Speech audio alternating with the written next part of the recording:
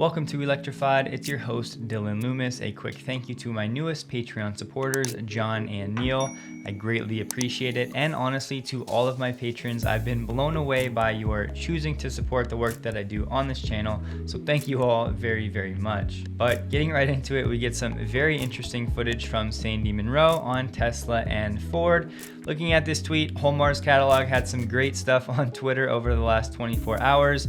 Ford's actual ADAS or ADAS is not actually Blue's Clues, it's Blue Cruise, just to be clear.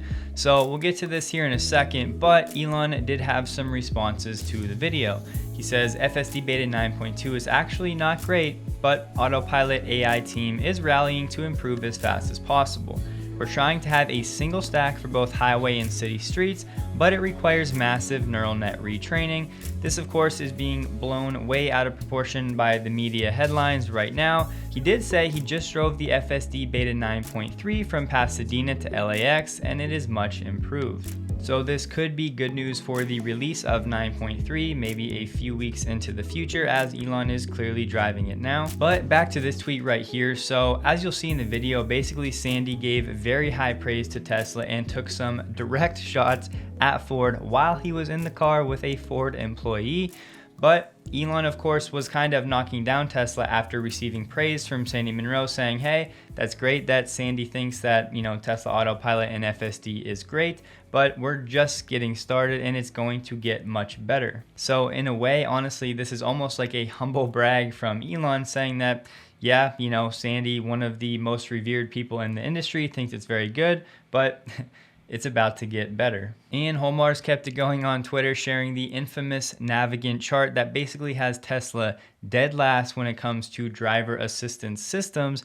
And he said people really have no clue, and Elon agreed. And we'll get to the Sandy Munro video in a second, but a few quick updates before that. So Elon did say that Starlink crossed the 100,000 terminals shipped threshold. They are now serving all of these countries that you can see here, and Elon said their license applications are pending in many more countries, hoping to serve the Earth soon. So incredible progress from the Starlink team. Very exciting to bring more millions and billions of people online, not only globally, but in the United States in rural areas where I think of someone like my sister who lives in North Carolina and has an awful internet situation. Starlink is going to help so many millions of people, and it's awesome. So cool update here. So Moneyball on Twitter shared some production, not delivery, but production figures. So yes, these are new for July from Giga Shanghai. We're talking 37,052, and you can see the breakdown of Model 3 and Y. Now, I'm not going to go any further here, as Rob at Tesla Daily covers production figures very closely, obviously does an excellent job, so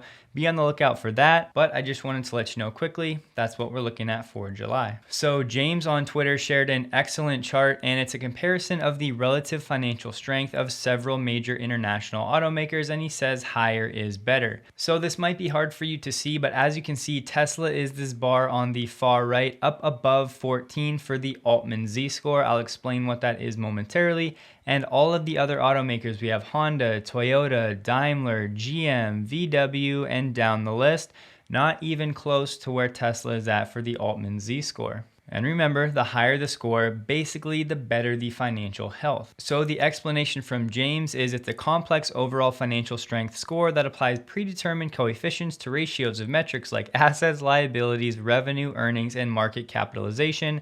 This last piece is probably the most controversial because, of course, Tesla has a huge market cap, so that does to some degree inflate their Altman Z-score. But the thing is, even if you cut Tesla's market cap basically in half, their numbers would still be higher than all of the other automakers. And remember, Tesla's Altman Z-score was above 14, and here we have a key, if you will. When the Altman Z-score is less than 1.8, that company is in a distress zone. When it's above 3, it's in a safe zone. So Tesla is in a very safe zone when it comes to the Altman Z-score, and these other auto manufacturers are actually in a distress zone. So a pretty cool metric that I think really paints the picture well of the actual situation that all of these automakers are in, regardless of public perception. Tesla is in a commanding position for this electric future. Everyone else is fighting for scraps and really fighting for their future. I just think most people don't know it yet. And a super popular post on Reddit today, as you can see, someone shared stuck in a major accident for 4 hours. He's tired and hungry, but in their car they have entertainment. So they obviously were watching some Netflix, and I really like this anecdote that someone replied. My kids and I were driving home one day and we're stuck waiting on a train crossing. Eventually they asked if we could watch Despicable Me, so I put it on. 10 minutes into the movie and the train cleared, so I put it into gear and Netflix stopped. Because when you put it in drive, you can't watch Netflix. The kids yelled, "Ah," and I asked, "Do you want the train to take longer?" It's literally our Netflix account. You can watch it exactly where we left off when we get home. There's just something more fun about it being in the car. And look, it's little things like this that, sure, it's not gonna get media attention, but that ultimately drives the Tesla experience and people loving their Teslas, having experiences and moments with their family. And it's that joy of ownership that comes from little anecdotes like this. But now let's get into Sandy, Ford, Tesla Autopilot, the whole shebang. So as you can see, yesterday, Sandy uploaded this video trying out Ford's Blue Cruise system. Essentially, simply put, it is literally just keeping you in a lane on the highway, only in certain places, and you actually have to take control when it goes through, sharper turns. But it's not gonna change lanes for you. It's not gonna get off the highway for you. It's literally just going to keep you in a lane on specific stretches of highway. But if you want to watch the full video, it of course is linked below. I just want to show you the end and Sandy's comments where he references Tesla the most. Okay, so again with my Tesla, it'll take me down here and then it'll say take over like about here. Okay. So that's a feature that's quite handy, especially if you're not paying attention or talking on a cell phone or your wife is yelling at you. So that's kind of like one feature. It'd be great if you could add. Okay. So while we're at this stoplight here, I will tell you that I do like the Tesla driving experience better. And the reason for that is because I do not have to worry about a sharp or like a narrow sweeping curve or whatnot. I've never had the autopilot or whatever you want to call it. I never had that turn off. So those are two things that I guess I can say that I'm not 100% happy with. I will tell you too that it gives me a really when you're going around a curve and whatnot. I don't know if it shows up in the camera, but I put my hands back up because I wasn't quite sure where it was going to be and what was going to happen. So those are two things that I think need to be improved upon. And like I've said, I'm not a good news consultant, but I will tell you that the car drives nice. I like the way it drives, but I think that if I was going to be in charge of this, I would suggest that first off, that sweeping curve stuff or fairly sharp or whatever it is, you need to address that. I think that would be something that you absolutely flat out would want to have better than what you've got. Okay. And the reason basically is that I got a pension plan that I need to be funded, fully funded, and I want to see you guys. Is that it? Good. That's it. So I'll turn this off. So anyway.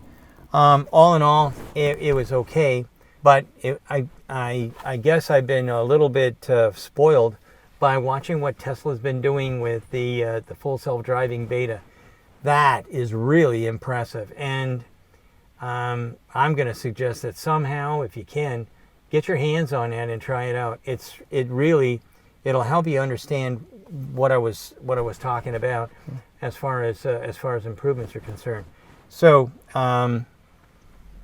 I don't know what else to say except keep watching, boys and girls, and maybe we'll get another ride and drive, and I'll go, oh, this is marvelous, but not this time. Anyways, So honestly, you have to love Sandy's authenticity. I think that's why so many people enjoy listening to what he says, because he just shoots it straight. And yes, Sandy used to work for Ford, and as he mentioned, his pension is in the hands of Ford, so he wants them to succeed. So he's really trying to help them. The best way he knows how is to point them to the leader in the space, which is clearly by far Tesla, and Sandy pulls no punches.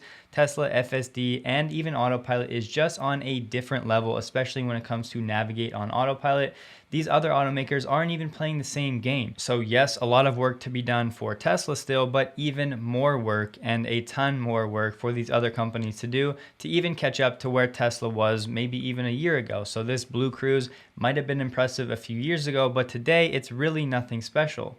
And honestly, in my opinion, this type of thing should be expected for all automakers at the very least. And back to whole Mars, who I said has been killing it, but Ford's Blue's Clues, that gets me every time, can be activated on highways that have been pre-mapped with LiDAR, as you can see on the left, where Tesla Autopilot can be activated on any highway or road in the country. Just one more difference. But moving on, a quick note, Tesla has a 565 megawatt hour Megapack project coming to Hawaii, and they are now celebrating this groundbreaking moment. So Hawaii is looking to shut down their last fossil fuel power plant by 2022, and this is a coal-fired power plant that should be shut down in Oahu in September of next year. Kapolei Energy Storage, or KES, will be one of the largest self-contained batteries in the world. On a daily basis, KES will act as a communal battery for the island as a whole, using the bulk of its capacity to absorb excess midday solar power and feed it back to the grid to serve evening demand. That creates space for more rooftop solar and larger solar fields as Oahu pushes towards 100% renewable power. Speaking of renewable power and Tesla, a speaker of a German energy utility about Autobidder said Tesla offering energy to end customers just like Tesla changed the rules of the game in the automotive sector. We trust them to disrupt the energy market as well. We take Tesla very seriously, as everyone should. Ray for Tesla shared that to meet the growing demand, Tesla China is looking to hire managers, engineers, surveyors, installers, and assistants for its supercharge and home charge teams across many cities in China. And the last thing for today, I thought this was very surprising. Ford is looking to expand its Lightning truck production to 80,000 by 2024. They're spending another $850 million to expand this capacity. I personally, and I think many others, thought this number would be much higher 3 years from now. So their goal is 80,000 in 3 years. So I wouldn't go as far as some others saying that this is a compliance car for Ford, but at the same time, you would think if they were really going all in for one of the best-selling vehicles on the planet, the Ford F-150, they'd be shooting for a little bit more than 80,000 3 years from now. But it is what it is. So that's all for today. Please take a second to like the video if you did. I hope you have a wonderful day, and a big thank you to all of my Patreon supporters.